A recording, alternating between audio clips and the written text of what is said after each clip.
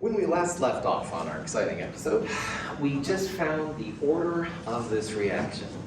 So we're studying the ethanol, the CH3CHO, as it breaks down to who cares what. But we're really interested here in how fast it goes, the speed. And in this last step, what we did is we found the order of the reaction. And either through logarithms or just by looking at the value, so doubling at a 4 times increase. So notice that doubling means 0.20 divided by 0.10, that's 2. And 4 times is about 0.081 divided by 0.020. So I'm literally just dividing them. And I'm seeing 2 to the x equals about 4. And in this class, if x is only 0, 1, or 2, it has to be 2. But you can also use logarithms to get a value. And again, remember, 0, 1, and 2 only in this class. So finding the order of the reactants is the first big thing you need to do, all right? Now, once you have the order, then the next part, we're going to go after the value of K. But are there any questions about how we got to that little 2 right there? Sweet. So here's a question you might see.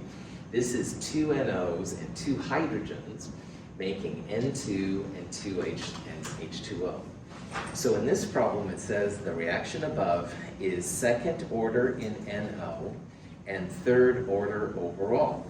So the rate law for this reaction is one of these 4, okay? Now, when you're starting to learn this stuff, it's tempting to say that this 2 and this 2 would be in a rate law like that 2 and that 2 right there. But that's not what the problem is saying, all right? They're saying that it's second order in NO, so we do want a 2 by the NO. That's what second order means. But then it also says that it's third order overall. And if you add all the little exponents together, 2 plus x, third order means that 2 plus x equals 3. So in this case then, if 2 plus this 2 plus whatever this is equals 3, the only value then you're going to get for the H2 is that H2 is a first order reactant, or we put an invisible 1 up there.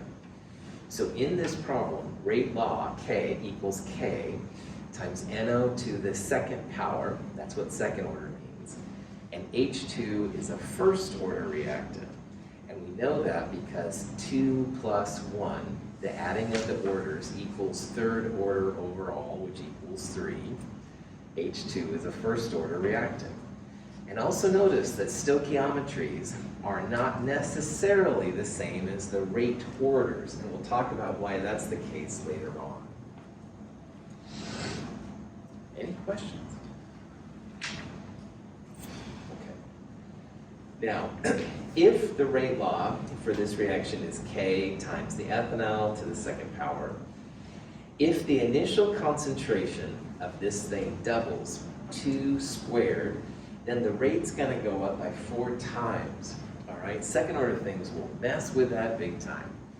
And we would say that this reaction is second order because there's a little 2 right there. If there was a 1 right there, it would be first order. If there was a 0, it would be 0 order, stuff like that. But this reaction is second order. The rate would go up by 4 times if the reactant doubles. Now, finding K is kind of the ultimate part of these kind of problems. And if you look on the last slide, we're going to use the third experiment data to figure it out. So in the third experiment, the rate was 0.182. And in the third experiment, the concentration of the ethanol was 0.30. So this was the rate from the experiment. This is the concentration that we started with. And we just found out in the last slide that it's second order. So the only thing you don't know is K. So in this problem, to calculate K, you take 0.182 and divide by 0.3 squared. That's where I got this weird 2.0. If you are a unit person, the units of K are all over the place. And you don't have to worry about the units of K in this class. But if you want, moles per liter per second over moles per liter squared, you end up with what's basically 1 over molar water squared. People don't usually record the units of K because they're so weird, but on the other hand, if you want to, it's totally fine. Now, why this is cool is because if you know K and the order, you can start with any concentration of ethanol you want and find out what the speed's going to be. And so if you're worried then about speed, this can be kind of a cool thing to figure out. In lab this week, we're going to do something very similar. We're going to have, not ethanol, but we're going to have some reactants. You're going to find the rates at their different concentrations. And from that information, you can find the orders. And once you have all the orders, you can calculate K. K, again, is kind of like the holy grail of this kind of stuff. Any questions?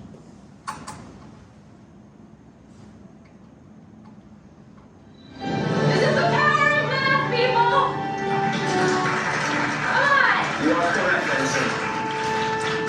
All right, sorry for the bad Star Trek references once again, but anyway, the power of math, all right. To do a rate law, you have to do things in the lab. You have to do experiments, but then, of course, using them, figuring out rate orders and stuff like that. It's not crazy math, in my opinion. It's totally doable. Questions? I know, watch other shows. I should watch Little House on the Prairie or something, but anyway. All right, concentration time relation. So you need to know what the concentration of reactant is as a function of time. Most reactions are first order, all right? I would argue that anything in biology, anything in radioactive science, which we'll talk about in the next chapter next week, and also most of chemistry, almost all of them are first order, all right? It's very rare to have second order or anything useful that's zero order. So people spend a lot of time with first order reactions. Now, if you consider a first order reaction, first order reactions, because the reactant is disappearing, you put a negative sign in front of it, a first order reaction would have a 1 there by the reactant, which I've just invisible put it in, and the speed would be some kind of change in the concentration over time. Now, because it's a reactant, there's a negative sign in front of it to make it positive. But this is like a broken down, bare bones, minimum kind of version of a first order reactant, where you have a rate equals K times R. We're going to put the negative sign in front because reactants are constantly going down. But this is the generic version of a first order thing. Now, in calculus, if you change this to a dt instead of a change of time, you can integrate this crazy stuff, and that's more than we need to get to. So for right now, just imagine that you're taking this generic equation and you're integrating it, all right? And when you put like r on this side and you put time on the other, you end up with this equation right here. And believe it or not, this is a really helpful equation that's not too bad to use. And it's called the integrated first order rate law. And on the problem, the last problem set 6, many of the problems you can plug and chug into here and get out the answer. This equation is kind of the bee's knees of kinetics, this section. As long as your reaction is first order, which means anything in biology, anything to do with nuclear chemistry, and most of regular chemistry as well, then here's how this works. You start with some amount of R. They call it R0. It's the initial amount. And at time t, you have R amount left, and K is the rate constant. So let's say that we start with 5 grams of a substance, and we want to know how long t it takes to get down to 2 grams of substance. If we know K, we can find how long it's going to take. So you don't have to wait there forever and ever for something to happen. It's a really cool thing. On the other hand, you don't know K, but you know that you have 5 grams, and then later on you have 2 grams, and you know what the rate constant is. Aha! You can find out how long it's going to take. You can also find out rate constant, stuff like that. So there's a lot of cool things you can do with this. Natural log R over R0 equals minus KT. Sometimes it's natural log A over A0 equals minus KT. Same thing. You have an initial amount.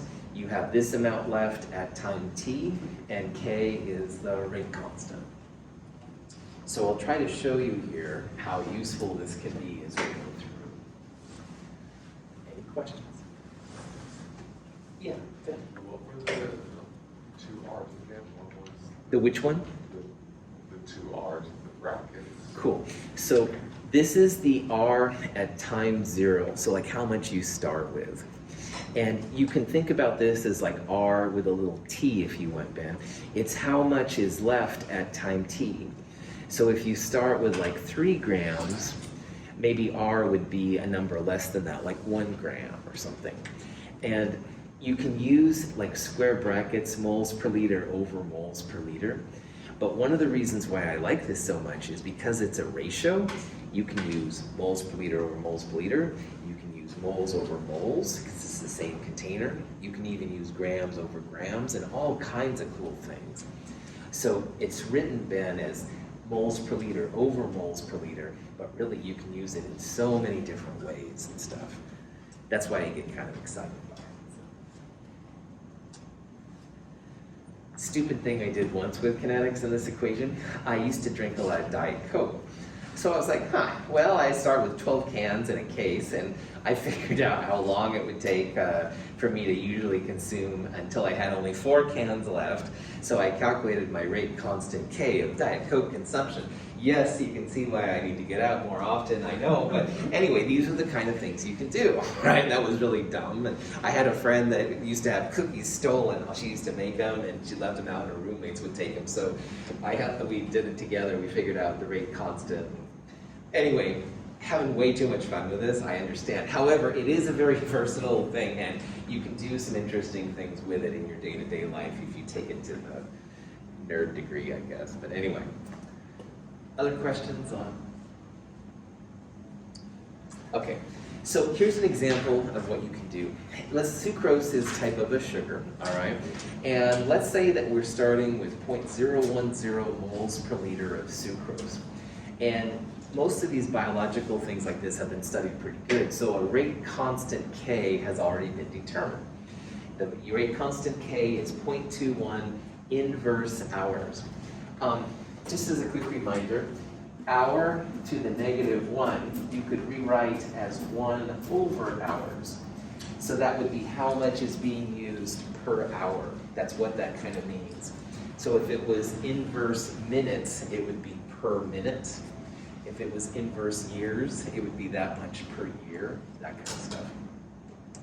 Well, anyway, in this problem, watching a reaction go, which isn't really fast, can be kind of boring. So we're going to try and calculate how long it takes to get down to only 10% or to drop 90% of its original value. So we're going from 0.01 to 0.001 molar, all right? And this is, again, where this first order integrated rate law can be really helpful. Now, what Ben asked about earlier is really good. This is the R0. It's like how much we're starting with. And the top R is how much is left. We're going to solve for the T, the time elapsed, and the rate constant K is hours, inverse hours, excuse me. Questions on that? Okay. So natural log R over R0 equals minus KT. The amount we started with, the amount of sucrose, was this 0.010 molar. And we want to find out T, how long it takes to get down to this number, 0.0010, i.e. 90% of our sucrose has been exhausted, and we're down to 0.0010 molar. And other scientists have studied this before, so the K value, 0.21, all right? And from all this, we can actually calculate then the time elapsed, how long it's going to take to go from 0.01 to 0.001. So in your calculator, the natural log is going to start to be your friend, all right? If it's usually ln, most calculators have ln. They may or may not have L of G, but they'll have ln. So you would go natural log parentheses 0.0010 divided by 0.010, and that just gives you a number. I calculated it as minus 2.3. And that natural log of this minus 2.3 equals minus kt. So we know k, we don't know t. So negative 2.3 divided by 0.21 is going to be the time, and it comes out to be 11 hours. So instead of waiting around for your sucrose to get down to this concentration, you can say, hey, it should take about 11 hours. I'll come back in 10 hours or whatever, and won't have to wait quite as long that way. Now, first order integrated rate law is awesome. The R and R0, as we're going to see, have to be the same kind of units. It's a ratio. So you want to make sure that the ratio units cancel out.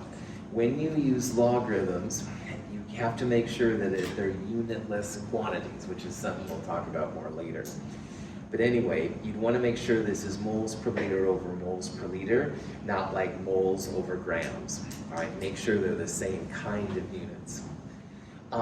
K and T will have the same type of unit too. So notice that the K was in inverse hours, like per hour. So the answer came out to be in hours. You want to make sure that K and T are both the same kind of unit. You could use inverse minutes and you get an answer out in minutes. That would be fine. But you wouldn't want to use like an inverse hour and say milliseconds here or something like that. Make sure they're the same kind of unit. And then finally, both K and T are always positive numbers. No exception in chemistry. All right, in physics sometimes negatives time is a possibility. But in chemistry, time and K values always positive. So if you end up for some reason with a negative K or a negative T, you have my permission to just absolute value it, make it a positive number, because chemists don't do negative time. Any questions? If you know the K value of a given substance, can you just find the half-life? Yes, we'll talk about half-life here in a little bit, but absolutely, that's a cool addition to this rule that we'll talk about. Then let's talk about half-life. We will definitely go there in just a little bit. Okay. That's a cool part of this too. Yeah. So is it natural log 0.1 equals negative 2.3? That's right. And then you divide that by itself and then divide it by negative 2.3 with that, and then you get 11 hours? That's right, exactly, that's right. Jonah, you go negative 2.3 divided by negative 0.21, and that's where the 11 hours part comes from. Good. From 11 hours, you could convert this into minutes, seconds, days, whatever, all right, using time conversions. Other questions? Okay, so here's another problem. This is like this kind of. We've got some reactant A going to B, and A is first order, i.e. we can use that natural log expression. We have a K. We're beginning with A of 0.36 molar. What will be A after 46 minutes? So going back to this then, natural log R over R0 equals minus KT. So natural log, we're starting with A of 0.36 molar. And we want to know how much is left. So I'll put an X in there. That would be like the R. That equals minus KT. K is positive 0.030. And the time here is 46. Now, notice that time is in minutes and K is inverse minutes, so that's good. They have to be the same kind of unit.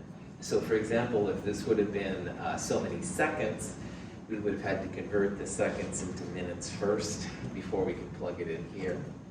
The other thing is that because the top R or X here is what we're solving for, all right, the units will be molarity. The units here have to be the same kind of thing. So that's how you would set this up in your calculator, all right? When you have a logarithm and you need to get rid of it to solve for X, this is another review. To get rid of the logarithm, the anti-natural log is used. And on your calculator, usually second function, ln, is a little e to the x button, all right? E to the x is the way to get rid of the logarithm. So here's the natural log, r over r0 equals minus kt I just wrote. This is just going to be a number, all right? But we've got to get rid of the logarithm. And so to do that, you take the anti-log of both sides. That's e raised to the power. E raised to the power of natural log x is just x. The e and the natural log kind of cancel each other out. So you can see on the left-hand side, these two parts cancel. You have just r over 0.36. Now in your calculator, e raised to the power, parentheses, minus 0.030 times 46, almost always gives you a number less than 1. In this case, it's 0.252. So if you take that and you multiply it by R0, how much you're starting with, R.091 moles per liter. So using anti-logs is something not hard. It's what your calculator does for you, all right? You don't have to be an expert in this. But it is super helpful because we need to get that R by itself. So e to the x button is kind of the anti. Questions on? All right. 0 moles per liter would be very difficult to do. And we'll talk about that a little bit coming up. Also, another thing I want to point out, if we started with 0.36 molar, the final answer R can't be larger than this number. So if we would have calculated like 0.41 or something, that would have been, something's wrong, all right? Because this was the amount we started with, and using this law, it's always going to go down from there. It's going to be a small number. Questions?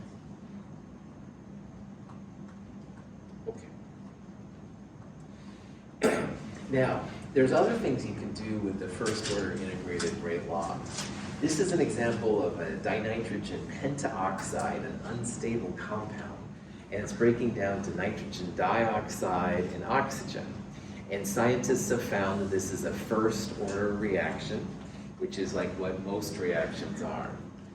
So let's say that we're going to graph this. We're going to graph how much N2O5 is around at different amounts of time. So you can see at 0 minutes we have 1 molar, and then at 1 minute we're down to 0.705, 2 minutes this amount, 5 minutes that amount. Now, there's natural logs running around a lot in this section. So if we take the natural log of these numbers, these are the answers we get, and I'll show you why this is helpful here in a little bit. So imagine that you and I are scientists, and we're studying how much N2O5 is left at different amounts of time. So scientists then, if they have this kind of stuff, a lot of times they'll graph it. And if you plot the N2O5 concentration versus time, you can see it's kind of a curve, all right? Like here's points above the line and points below the line. So N2O5 versus time doesn't give you a straight line.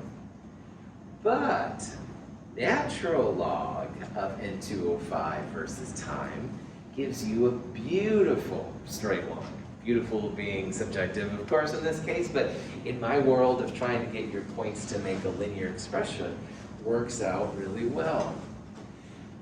So, first order reactions, which is again most of chemistry.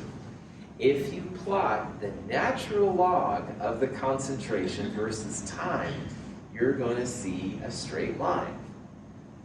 Why is that, Dr. Russell? Well, if you go back to the first order integrated rate law, natural log R over R0 equals minus KT. Natural logs and logarithms, there's something you can do with natural log R over R0. You can rewrite it, natural log of R minus natural log R0 equals minus KT. So in the logarithm world, you can do this. I don't know why you can do it. I'm not a math person, okay? But I know you can do this. And this is what scientists love.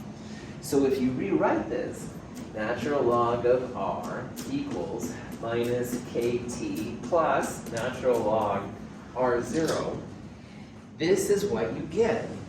And this is actually the equation for a straight line. Y equals ax plus b, or y equals mx plus b. On the y-axis, you're going to have natural log n205. On the x-axis, you're going to have t time. So the slope will be a negative slope, and that slope equals negative k. So you can solve for k. But even better, as we're going to see, if you don't know how much you started with, the r0, the y-intercept will tell you how much you started with. And this, my friends, is super cool, because if you find in ancient Egypt some old artifact and you want to know how long it's been there, you're going to use an equation like this. And we'll talk about that a little when we get to half-life. So you can actually find out how much of something you started with. And when it comes to archaeology, or even better yet, geology, oh man, this is super, super cool. All first orders will do this. You take a couple of concentrations versus their time, plot it out, slope equals negative k, which is cool unto itself, but it's that y-intercept that will tell you how much you started with. So people will say sometimes, well, the Earth used to have this much helium-3 or something. You can actually do this with kinetics. You can find out how much of something you started with. So like you come into it halfway, and you can back calculate how much was there. Now, most reactions in chemistry are first order. So natural log of concentration versus time, you can get this kind of information out. A second order reaction, you would plot 1 over the concentration versus time. 0 order would be concentration versus time. And in the lab, the crystal structures and linear regression lab, question 4, the linear regression, was a question like this. Foreshadowing fascist instructors, I know. But anyway, what I wanted you to do was to plot the natural log of the concentration versus time. That's a first order test. Also, you can plot 1 over the concentration versus time. That's a second order test. And when you did the linear regression, the better R value was what told you if it was first or second order. So natural log versus time was 1 value, but I think 1 over concentration versus time was even better, so it was second order. Oh, it's all coming together. So scientists get excited by this, all right? Because by default, most things are first order. But if you're uncertain, and you should always be a little skeptical, you can plot 1 over concentration versus time to test second order. You can plot concentration versus time to test if it's 0 order, which does happen. But again, most reactions, natural log of concentration versus time will give you a straight order. So it's first order. This is kind of an overview of the 3 orders that we're looking at. And here's the integrated rate law, blah, blah, blah. But here's kind of the exciting part. Finding K is pretty important. So if you plot if you plot concentration, RT, versus time, you'll have a negative slope, and that would be a 0 order test. If you plot natural log of concentration versus time, the slope will be negative K. 1 over concentration versus time will give you a positive slope in K. And this is now where linear regression really comes unto itself, because if you're not sure which order you are, the better R will tell you which order you have. And if the better R, closest to 1 or minus 1, is this one, then you've got first order. On the other hand, if you do a 0 order test and the best R is this one right here, then you have a 0 order reaction. Questions? Okay. So here's an example of how you might see it. You've got some random compound A, and it's breaking down over time, and you want to know what order it is. So you've got A versus time, natural log versus time, and 1 over concentration versus time, all right? And you want to find which one of these it is. So if you look at these, and these are pretty obvious, but you can see this is definitely a curve. This is pretty curvy, but oh boy, straight line, woohoo! So straight line things you can apply linear regression to, If the data falls on a straight line like this one, that means that that's the one you want to use. Does anybody remember what 1 over concentration versus time implied as to the order? Second, right on. This is a second order reaction. And we can do that just visually without even doing linear regression in this case, because this is such a nice straight line, all right? Curves and stuff aren't straight lines. We're looking for the straight line value. The points that fall pretty close on a line up or down. If you did a linear regression, this would have an R very close to 1. These two R's would be less than negative, or would be something not negative 1. Any questions? Yeah, Kate? I don't know if this is right, but on the previous slide, did it say on second order that it'd be negative K for slope? So second order, oh no, it's okay. I'm glad you asked, man. Yeah, second order is the one positive one, right on. That's a good question. The 0 and the first both will have negative slopes, negative Ks, man. So that was a cool observation, because in these graphs, yeah, this one's positive. These two would be like a negative slope. Excellent question. Another question? So this is why mostly we're going through the linear regression stuff. Darn you kinetics! But anyway, it is a powerful tool. If you want to know how long it takes for something to break down, you don't want to wait there forever, understanding 0 first and second order can be really cool. And believe it or not, it's not a hard process. You all have now used Excel or numbers or one of these kind of programs and stuff to do a regression. Really quickly, it'll tell you which one is the best fit.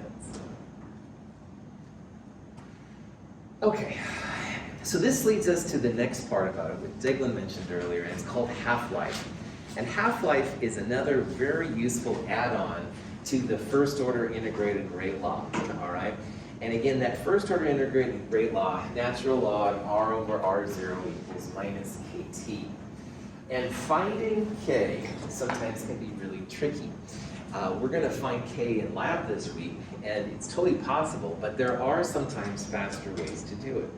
So we're going to talk about here what exactly half-life is. This is a graph of hydrogen peroxide concentration on the Y versus time on the X.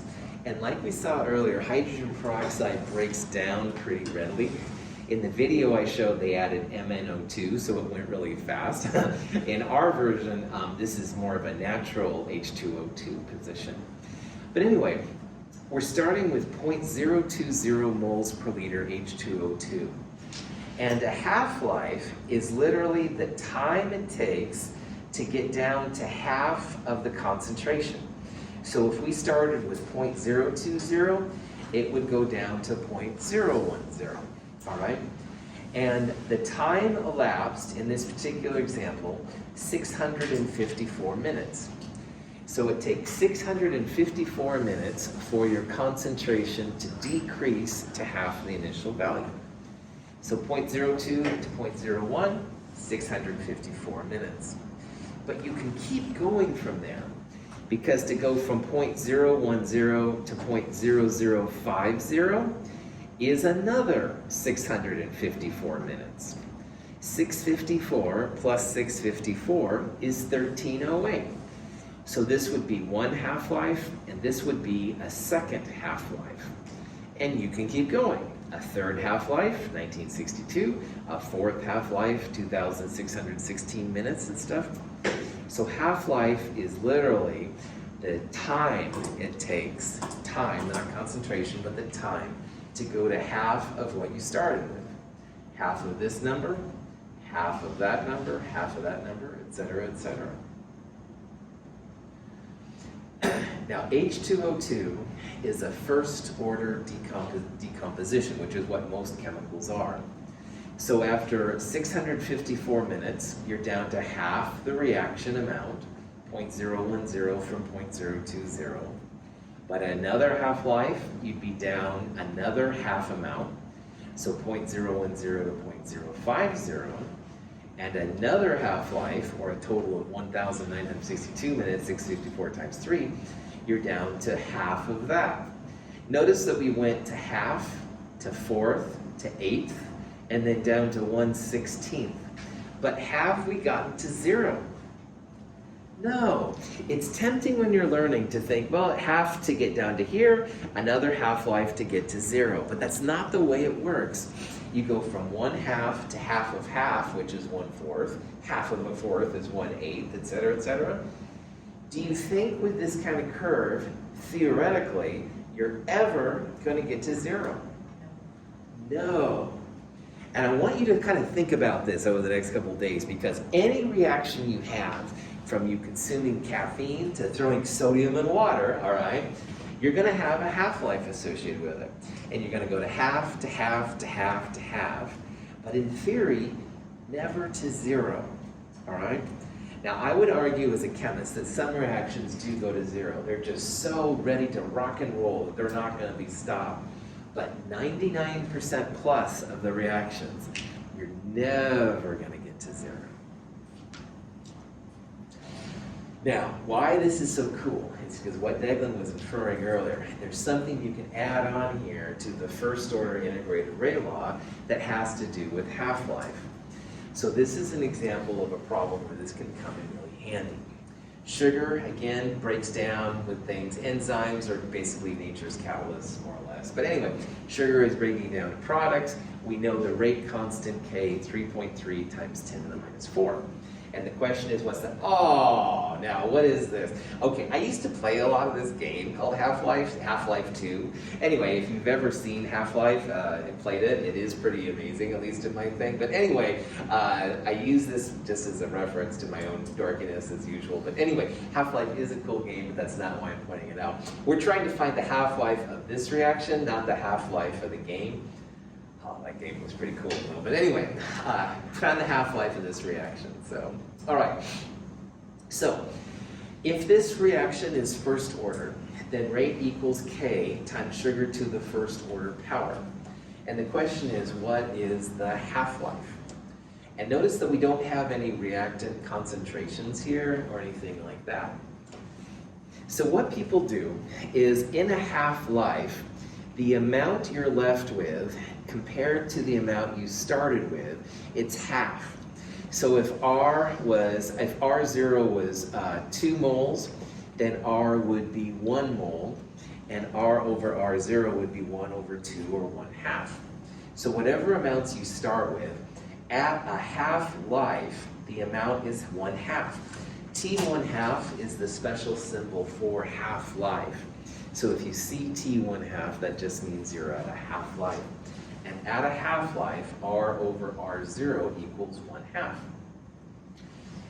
So if natural log R over R0 is the same in this problem as natural log 1 over 2, in your calculator, natural log of 1/2 is minus 0.693.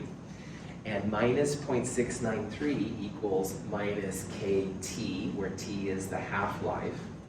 Well, you can quickly solve then for what the half-life is.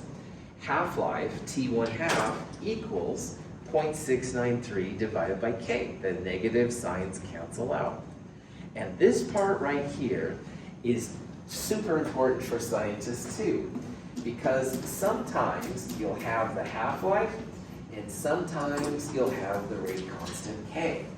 But as long as it's first order, you can plug and chug into this. You can put K in and get half-life out, or you could have a half-life and calculate what K is, which is pretty cool.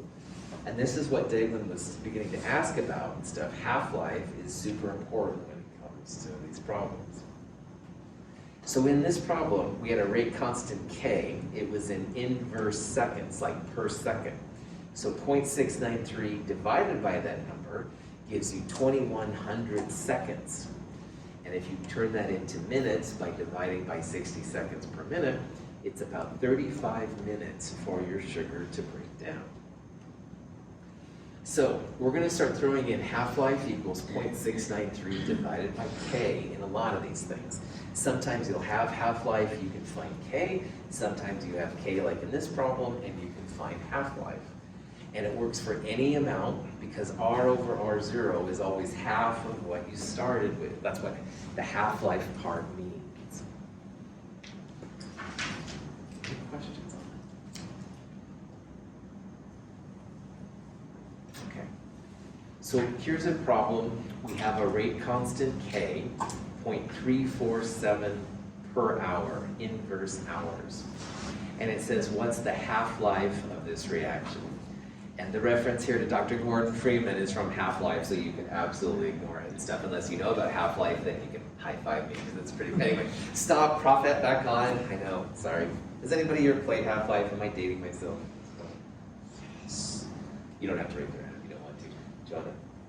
Extra credit. No, I'm just joking. Seriously. I'm just joking. It's really stupid. Anyway, all right. You don't have to like Star Trek or Half-Life. I need to add that in. Okay, Prophet on. I mean it now.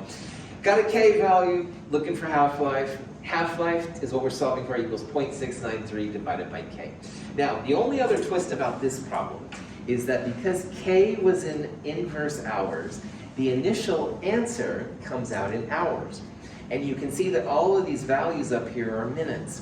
How many minutes per hour? 60. So 2 hours times 60 minutes per hour. The hours will cancel out. That's how you get to 120 minutes. Time is usually not a big thing to convert, but it does sometimes happen like this, where people will convert from minutes to seconds, seconds to hours, whatever, and it's all stuff you can do. But I wanted to show how that is sometimes a possibility here. So. Questions on any of that? So half-life, K, that R and R0, they're all positive numbers, all right? If you end up with a negative for any reason, I mean, most of the time you can just make it positive because all of these things are positive things, not negative. So. Okay.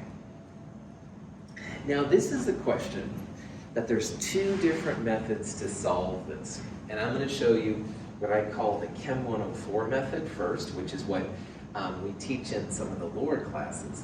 And then I'm going to show you the Chem 222 method, which works for any concentrations and is better, but a lot of times you can use this method too. So we're back to the rate of the sugar thing. It's got this rate constant K, and the half-life is 35 minutes. So the question is, if we start with 10 grams of sugar, how much is left after 2 hours and 20 minutes, okay? And again, half-life, 0.693 divided by K. There's a couple different ways that you can do this. But 2 hours and 20 minutes, remember that there's 60 minutes per hour. So 60 times 2, 120, plus 20 is 140 minutes. And 140 minutes is 35 times 4. So if that's the case, if half-life times a whole number equals your total time, then you can use this system, which I'm calling the Chem 104 method. Because if you start with 10 grams of sugar and the half-life is 35 minutes, well, after the first half-life, you'd be down 35 minutes, but you'd have half of what you started with. So half of 10 would be 5, of course.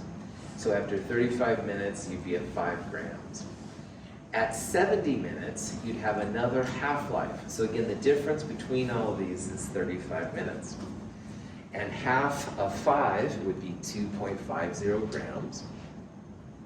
Another half-life, you'd be down to half of that, 1.25.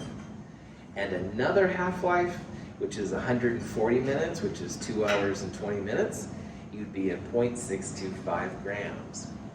And again, in some of our lower classes, this is how we teach half-life, and it works fine, and you don't need to use logarithms, blah, blah, blah.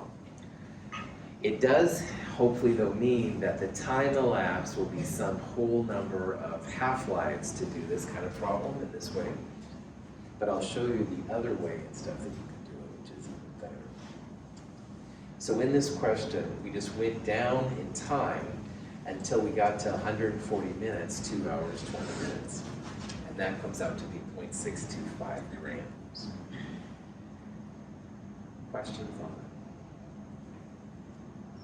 that? Okay. Now, the same problem, but the Chem 222 method is just going to use natural log R over R0 equals minus KT. There's different ways to do this. Remembering though that K and T have to be the same kind of unit. The K here is in inverse seconds. So I turned 140 minutes into seconds. So 140 minutes times 60 is 8,400 seconds. You have to make sure that the time and the K have the same kind of units. You could also convert K to inverse minutes, but usually people do time to seconds. Anyway, natural log R over R0 equals minus KT. We're starting with an R0 of 10 grams, and we want to know how much is left R. So again, natural log R over R0 equals minus KT. So these two together is this number. Anti-log is that little e to the x button. So e to the natural log, they cancel out, so that's R over 10. But on the right side, then you have little anti-log e to the minus 2.773. And this is where your calculator helps out. 0.0625 is the answer. Multiply that by 10.625 grams. All right. Little e, by the way, is called Euler's number in math. Euler was the one, I guess, that started to do it. It is just a number, 2.718 or so. I never remember what the number is. In these kind of problems, it's really handy because e to the natural log, they cancel each other out. Any questions on that? Cool. So this kind of process is really great. The reason why I like the Chem 222 method better is that you don't have to have an even number of half-lives. To do that Chem 104 method, you have to have whole half-life numbers of time. And with this system, you can have any amount of time. Obviously, you have to change time elapsed into something that makes sense with your K. But if you can do that, man, this system is pretty cool.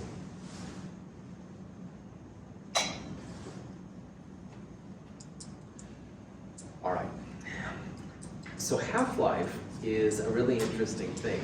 But one way it's used a lot, and we're going to see more about this next week, is it can be used to describe nuclear reactions in a lot of detail. And people will talk about the half-lives of some of these radioactive things that run around, and we'll see how this is really helpful. Tritium is a type of a hydrogen. Now, from Chem 221, we use a kind of numbering system. The bottom number is the atomic number of protons, and the top number is the mass number, protons plus neutrons. And if you look at hydrogen on the periodic table, that 1 right there is the atomic number, the number of protons. So tritium has 3 minus 1 or 2 neutrons to it. It's a very rare kind of hydrogen. In this picture right here, this is the proton and these are the 2 neutrons. And this is the electron circling around, which I freaked out over in Chem 221. I'm not going to go back there. But anyway, tritium is naturally radioactive. And when you drink a glass of water, cup of coffee, whatever, a little bit of what you're drinking is actually tritium. And tritium is just something that our bodies have gotten used to over time, so it's nothing to worry about, but it is something that's around all the time. Now, tritium, when it breaks down in a nuclear reaction, it breaks down to an electron and a helium-3. We'll talk about in the next chapter why an electron is listed this way. For right now, just take it as a leap of faith that there's something there. And this is helium-3. So helium-3, helium's number 2 on the periodic table. Helium-3 has 3 minus 2, 1 neutron. So the question here is, if you have 1.50 milligrams of tritium, how much is left after 49.2 years? Now, almost 50 years is quite a long time for something that's radioactive, but we can figure out how much will be left. The half-life of this reaction, 12.3 years. And that'll be part that we'll use to find K, and then we'll plug all of this in the integrated first-order rate law to figure out how much of this stuff is left. So, tritium's breaking down. It's a first-order process, like all radioactive things. In this problem, we know R0, which is 1.50 milligrams. We're going to find K from the half-life. The time elapsed, T, is 49.2 years, and our goal here will be to solve for R. How much is left at 49.2 years? Questions? Okay. So in a problem like this, the first thing I would do is see to solve for the half-life. Because natural log R over R is 0 equals minus KT, we're looking for R. We've got R is 0, and we have the time elapsed T, but we don't have the rate constant K, which we need to figure out how much R is left. So this is where half-life comes in. So you rearrange the half-life equation, K equals 0.693 divided by the half-life. The half-life is 12.3 years, so 0.693 divided by 12.3 comes out to be this number, 0.0564 inverse years. And I don't know what that number means in a real world, but it's a positive number, and it has units of years because we started with a half-life of years. So those are the things that are important for you and me too. So now that you have K, we've got everything in here that we need, and we're going to solve for the R, how much is left at 49.2 years. So natural log R over R0 equals minus KT, minus K, this is the K we just calculated, and the T time elapsed 49.2 years. So the minus KT part comes out to be minus 2.77. If you take the anti-log, which is the little e to the x, the natural log here goes away, so that's why it's just R over R0. And then in your calculator, you can go e to the minus 2.77. This is the power of your calculator. It comes out to be 0.0627. That's the fraction of the R which is left after 49.2 years have elapsed. The next thing we'll do then is we'll multiply it by the R0 to get the R value. So if you do that, R0, whoops, that should be an R, sorry. Oh no, R0 equals 1.50 milligrams, sorry. So R, the top part equals R0 times the E thing, 0.0627, 0.094 milligrams of tritium will be left after 49.2 years.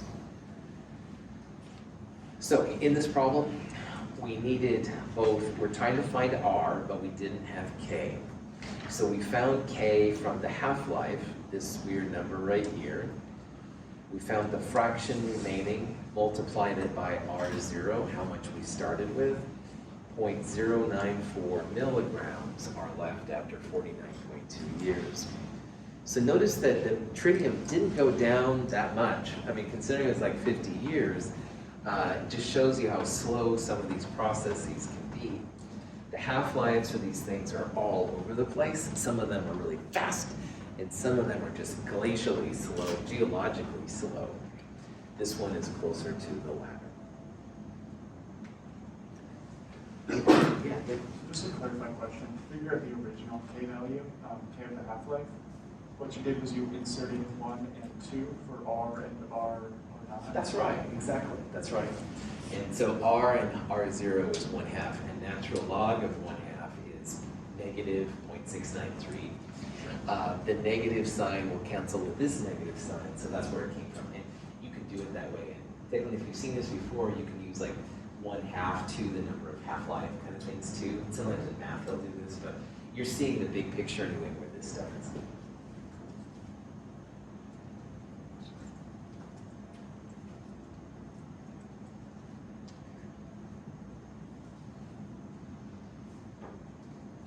Again, just a reminder that R, R0, time T, rate constant K, half-lives, all positive numbers, all right? You might get a negative, like in this case, but the negative will usually come out when you do the anti-natural log. And if you do the R over R0 as 1/2, you'll get a negative number, but this negative cancels it, so that's why most of the time, make your negatives positive, you'll be good to go.